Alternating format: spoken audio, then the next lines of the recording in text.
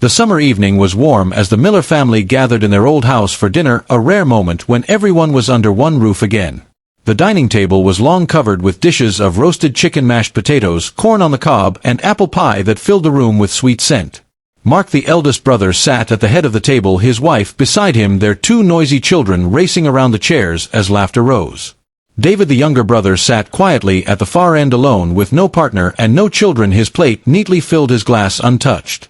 Their parents, Tom and Ruth, smiled at the lively noise, proud of the big family around them. Mark leaned back in his chair, his eyes landing on David with a grin sharp as a blade. He asked why David was still alone, why he had no wife, no kids, no noise of his own to fill a house. The question was meant as a tease, but his tone carried a bite that pierced deeper than any light-hearted joke. David gave a small smile, hoping to brush it aside, but Mark pressed on.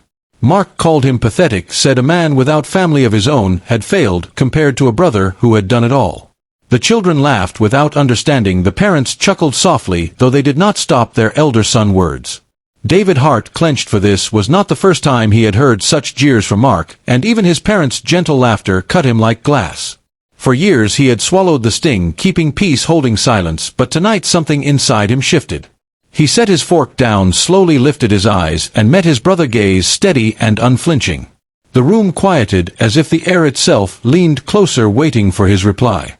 He said Mark was wrong. He said having no wife or kids did not mean he had no family, no purpose, no worth.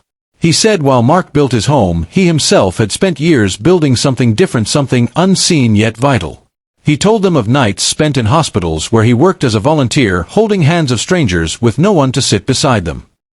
He told them of children in shelters who knew his face as the man who read them stories when the world had forgotten them. He told them of neighbors who found meals on their doorstep in dark times, though they never knew who left them. Mark's face froze. The children stopped their chatter. Ruth covered her mouth. Tom's eyes widened with disbelief. David's voice grew stronger as he revealed he had given scholarships quietly to kids from town who could not afford college. He revealed he had taken care of their uncle during his illness, driving hours each week without telling anyone because it felt like the right thing to do. He said family was not just blood in a house, it was also kindness shared with the world when no one watched. The silence was heavy, but this time it was not cruel, it was filled with awe. Mark lowered his eyes, the grin gone, replaced by shame that colored his cheeks. Tom cleared his throat, his voice broken as he said he had never realized the depth of his younger son's heart.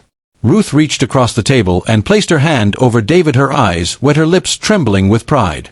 The children looked up at their uncle with new wonder, whispering softly, asking if they too could help like he did. David smiled gently for the first time that evening, the heaviness lifting as truth filled the room. He had not spoken for glory, but for dignity, and finally his worth was seen not in what he lacked, but in what he gave. Mark muttered an apology, his voice low, his pride cracked yet sincere for the first time in years. The family dinner carried on, but every word, every look had changed the air forever. David no longer sat as the quiet, forgotten son. He sat as a man whose life was rich beyond measure. The laughter that returned was warmer this time, lighter, filled with respect rather than mockery. When the meal ended, Tom stood and hugged his younger son, whispering that he had never felt prouder. Ruth kissed his cheek, saying the world was lucky to have him, and so was their family. David walked out that night into the cool air, knowing the truth had finally broken through years of judgment. And though he left with no wife and no kids, he carried something far greater, the love of a family who had finally opened their eyes.